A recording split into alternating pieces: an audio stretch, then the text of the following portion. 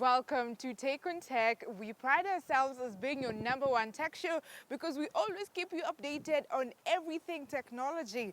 And today is no exception because we have an all-packed up show for you. We'll be telling you why it is important to have a .ke domain name, and especially to Kenya's economy. That is aside from all that we have for you in tech news, tech of the week, and so much more. The hashtag to use is Take on Tech at KBC Channel 1.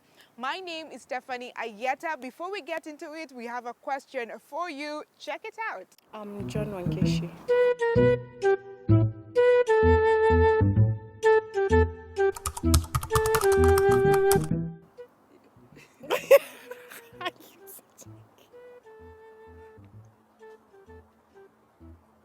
Metaverse, not no. A metaverse, in my explanation, will be it is a virtual space where people can meet to make different things. Maybe if it is a storytelling event, if it is a film event, it is just that space that is made virtually where you people can meet virtually. Yes. I know Meta. Meta is the new name for the company that owns Facebook, WhatsApp, and Instagram.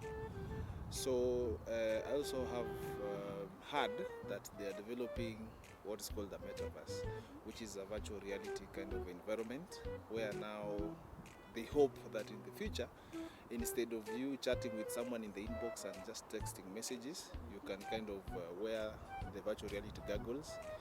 And if they also have the same on the other side, you can actually meet them in a virtual reality kind of space and even say hi to them while the assimilation is that you're actually seeing them as you are talking to them. So that's my understanding of a metaverse. On the metaverse. Okay.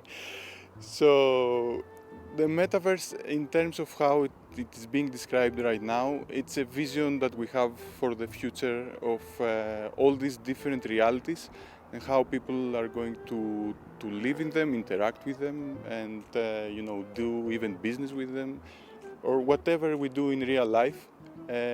We will be able to do it in these virtual environments.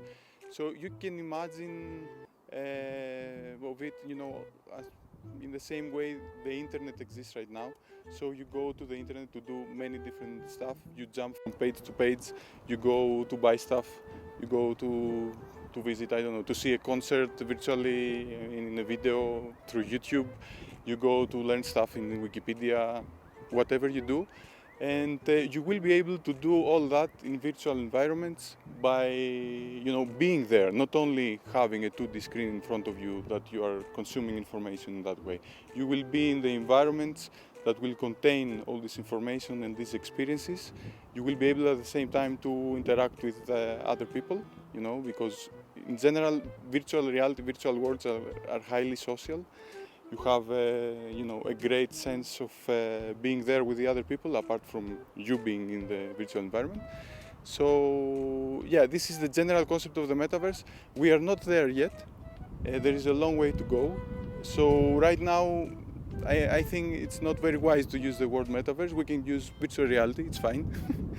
It can describe, very well what we have right now and all the other terms that we discussed. Yeah.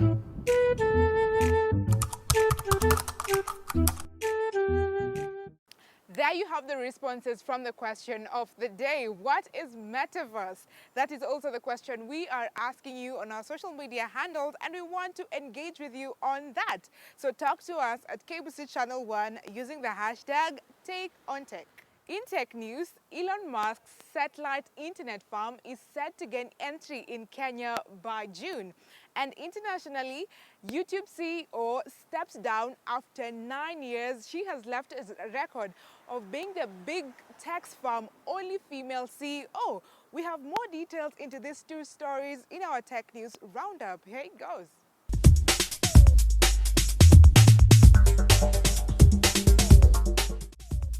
Elon Musk's satellite internet farm, Starlink, announced it will launch in Kenya in the second quarter of this year, posing competition to other players in the industry, including Safaricom and Zuku. The billionaire technology entrepreneur company announced it is pending regulatory approval. Kenyans, however, can order and deposit an amount of 12,260 Kenyan shillings, which is fully refundable to get the service if approved. The company's entry in Kenya will be faced with stiff competition from some players in the business. Safaricom is the leading internet service provider in Kenya and has spent millions of shillings over the past 5 years on building its fixed data network to connect homes amid growth of online streaming services like Netflix. The current internet service providers mainly offer connectivity via fiber optic cables over Wi-Fi and cellular networks.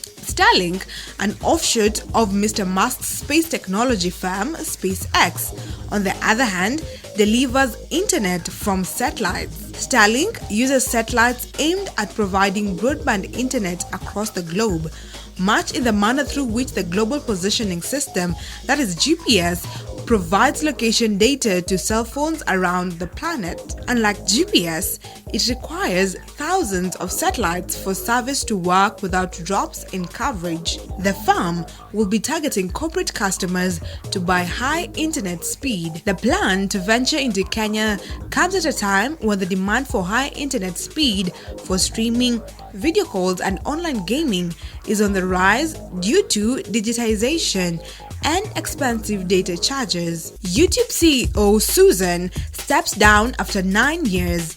In a blog post, she said she had decided to start a new chapter focused on her family, health, and personal projects that she is passionate about. The YouTube Chief Product Officer, Neil Mohan, will take over as head of Google-owned video platform. Ms. Susan added that she would continue to work at YouTube in the short term to support Neil and help with the transition. She served as the CEO for the last 9 years and worked at parent company Google for 25 years. During that time, she co-created Google Image Search, led Google's first video and book search, and helped create AdSense. Susan was the big tech's only female CEO, making her departure bittersweet to many. She leaves a mixed legacy of YouTube content creators, many of whom were frustrated by her support for removing dislike buttons from YouTube. Other creators took issue with YouTube's automated flagging and demonetization policies under her leadership, including many LGBT creators who accused YouTube's machine learning technology of bias. At the same time, Susan took significant steps to combat disinformation on YouTube and helped grow the platform extensively. The number of daily users has approximately doubled since Susan took the helm at YouTube, and new offerings like a music streaming service and YouTube TV have increased its range of content. Neil Mohan, YouTube's Chief Product Officer, will be replacing her. Since joining YouTube's team, many have credited Mohan with helping launch exciting products like YouTube Premium and YouTube Shorts.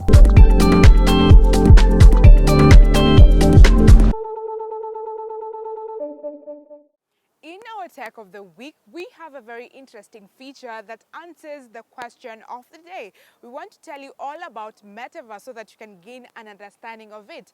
And we even take it a notch higher to explain the difference between virtual reality and Metaverse. Some people hold different opinions on this. Some are not for it, some are for it. So we have all the details here in our Tech of the Week.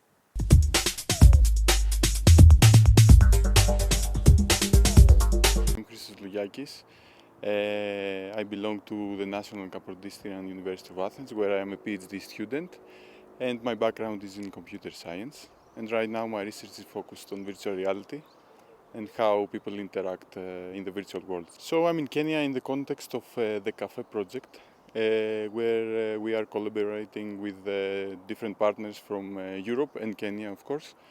And we are trying to bridge, the different disciplines between arts, culture, and the technology. Virtual reality is, a way to be transported into another world, a virtual world. And it's actually a very simple principle, by using some very basic concepts, the mind is getting tricked and you think you are being transported somewhere else, which is not the real world, but it behaves pretty much as the real world, or maybe not, because it's virtual, you can do whatever you want. These are different terms to describe somewhat similar things. So in virtual reality, you are being disconnected completely from the physical world, and what you see around you is only virtual places and virtual environments. In augmented reality, on the other side, you can see your physical environment being augmented, that's where the term comes from, with virtual elements. So maybe you have a table, and on top of it there is a virtual vase, for example. And then you have also mixed reality, which tries to combine, let's say, and live between these two areas of virtual reality and augmented reality, and combine the physical aspects of our world with the virtual aspects of the virtual environments.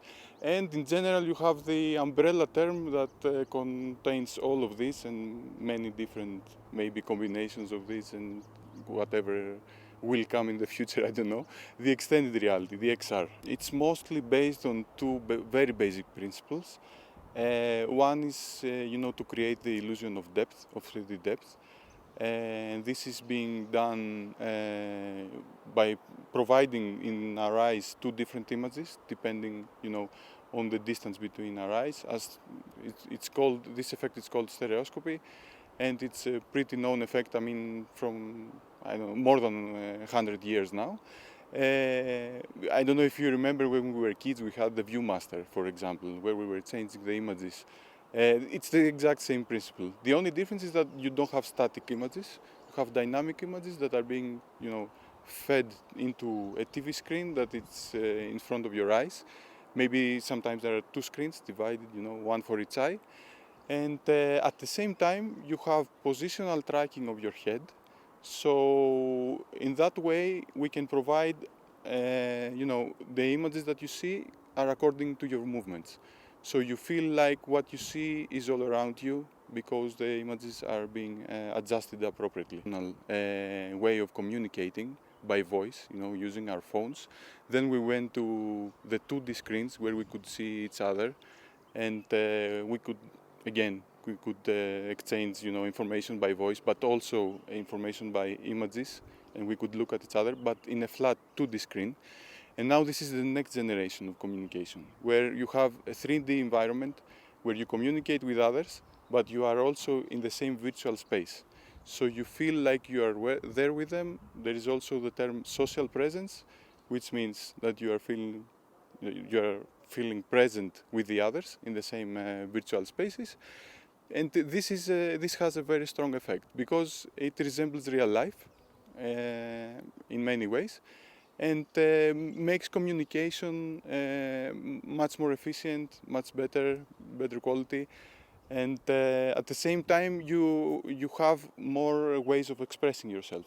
So right now, of course, facial expressions are not there yet. I mean, some headsets support facial expressions, but in the future we will have facial expressions, we will have gestures through virtual reality. We are having them right now, actually. We have body movements, so all this, enhance the way of communicating virtually. First of all, as I said, the way of communicating will be enhanced. We will have a much better way of communicating. We will feel present with each other even if we are kilometers away. And this will make our everyday lives better in many ways. So apart from that, even now we have many fields that are being, that virtual reality is being applied, like medical training, for example, like psychology. We have, people that are doing exposure therapy to face their fears using virtual reality. This is only the start. So we will have, in all these fields, in every aspect of our lives, mostly, we will have some type of enhancement. And this blending between the virtual and the physical world will enhance our lives. It will enhance our perceptions, because virtual reality is based on many neurological, let's say, and neuroscientific aspects on how the brain works, how we perceive the world around us. So these perceptual aspects are getting enhanced, and our everyday lives will be completely, shaped.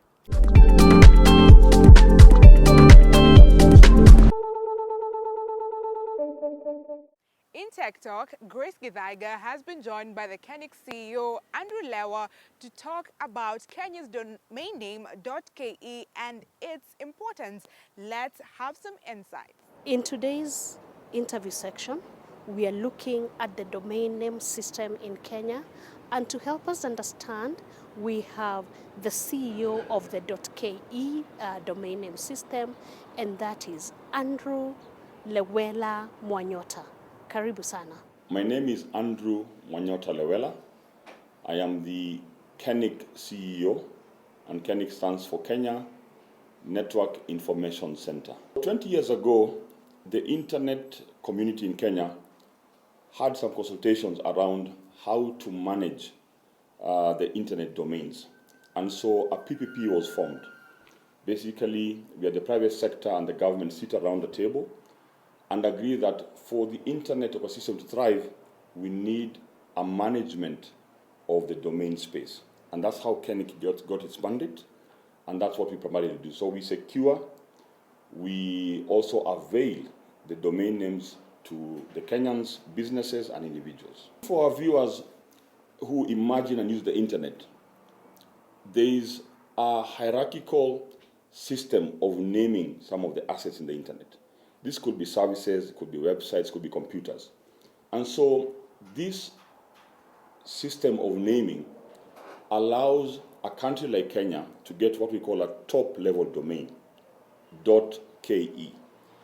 And using that hierarchy then to allocate other naming systems to the users of the internet. So, for example, if you have a website today, the domain naming system will allow you to get a unique identifier that says, I am andrew.lewela.co.ke, for example. And that is what we manage because it's a unique identifier. No one domain name will be the same as the other. So somebody has to manage all this, and that is what we call the domain name system. Many of our viewers will want us that question answered, and there are very two simple steps. I'll add a third one. But the first step, when you're ready now to register a domain, is to go onto our website, which is www.kenic.or.ke, and we'll give you a chance to first of all search to find out, is the domain name that you're looking for available? So that's the first step. And usually, if it is not available, we will give you very close, sort of like for like to the name you're searching, because we have a database of what exists and what doesn't exist. And once your name is available, you can confirm that's available. And it's a free of charge service, so we don't charge you for that. The second stage is that we will link you up with our accredited registrars. Remember, we work through our registrars, who are our distributors, for lack of a better word, where you can now then buy the domain that is available for you or for your choice. So we have a accredited list of registrars, and you can shop and choose for either the cheapest or most value, because they package their values in different ways. So we urge our viewers to take their time to shop around, and once you identify a registrar you want to work with, they will support you to the last stage now of how to pay for it and how to own it. I will also remind our viewers that once you own a domain, it's important to remember that you have to renew it every year. So that is just the beginning, because if you don't renew, because you pay for the right of use for a certain time, which is 12 months. Beyond that, you have to renew your domain.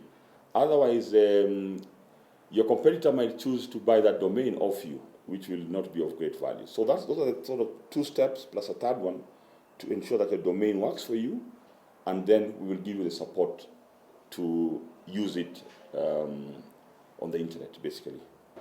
Tech on Tech takes a short break. In today's interview section, we are discussing the domain name system in Kenya with Andrew Lewa Mwanyota. Please continue following us on our social media handles, and that's at KBC Channel 1 across all platforms.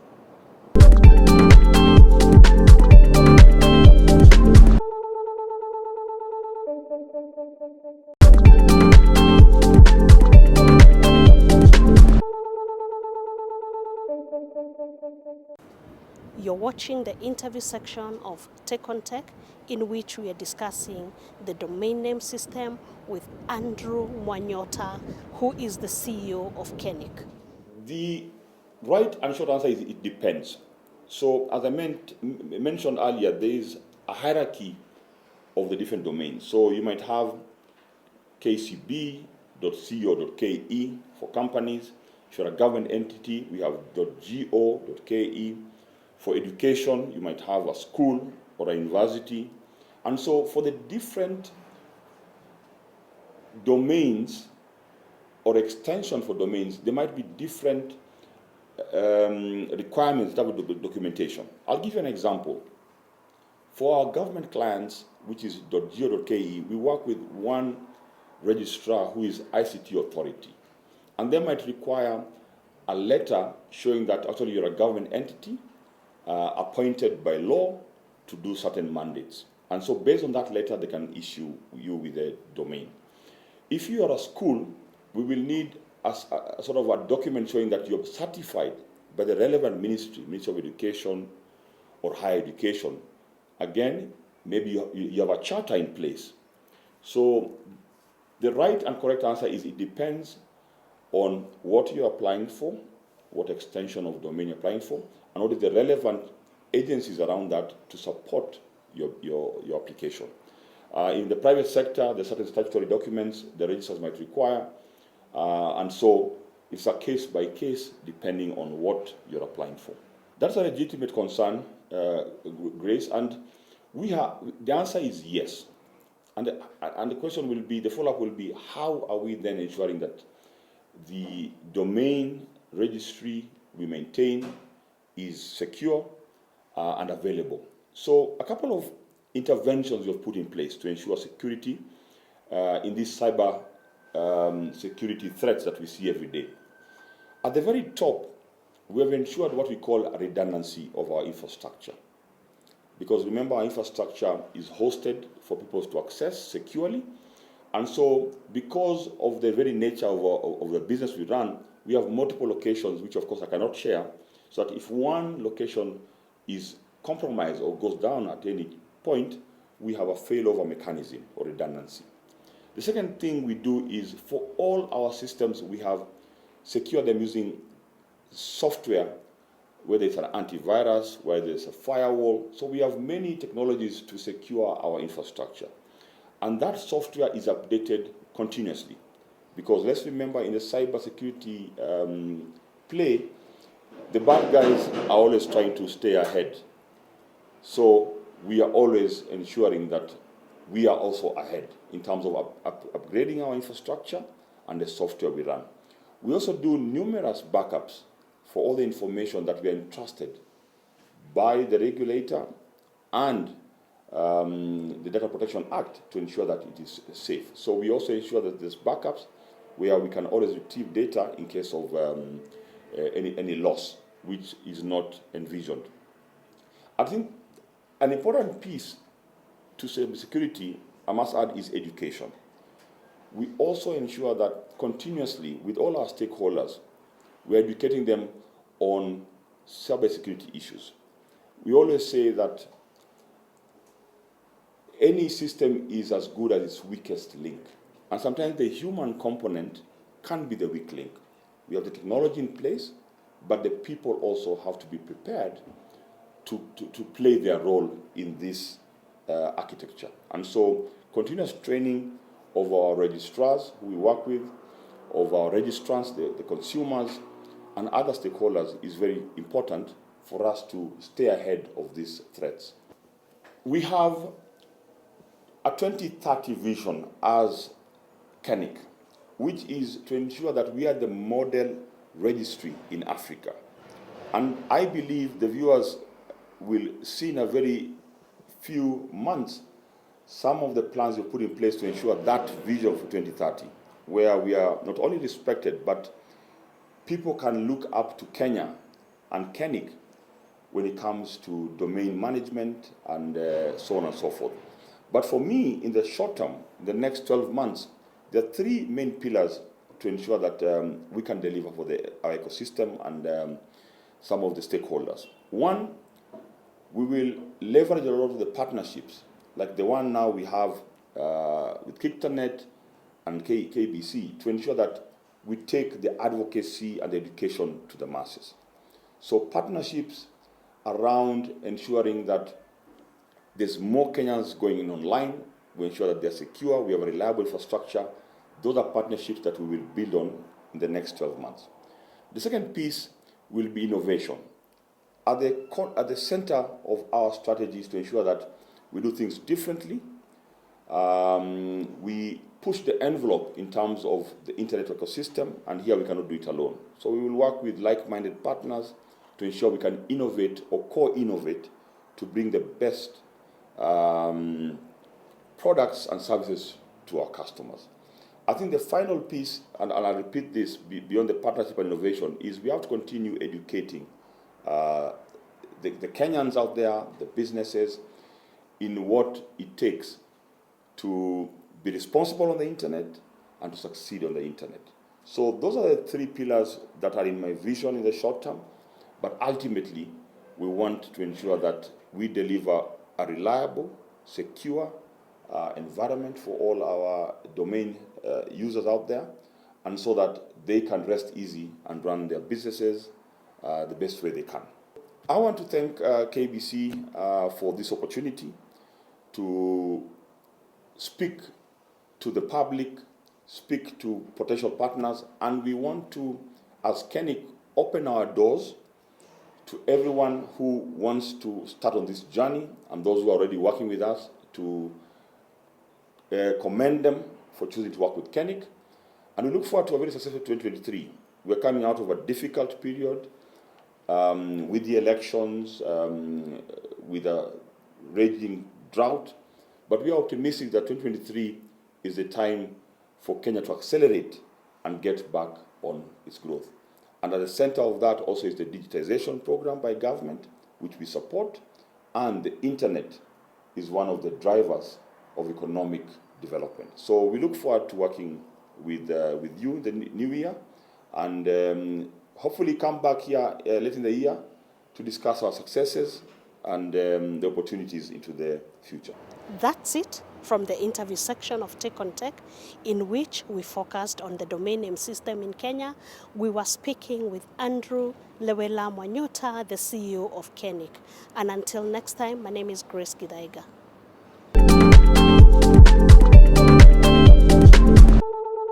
We now draw the curtains on today's show, but remember the question of the day. We are asking you, what is Metaverse? Now that you have an idea of it, talk to us at KBC Channel 1 using the hashtag TakeOnTech. You can also interact with me on my personal handles at Stephanie Ayieta across all social media platforms. Let's meet next week, same time, same place. Until then, let's keep it tech. Adios.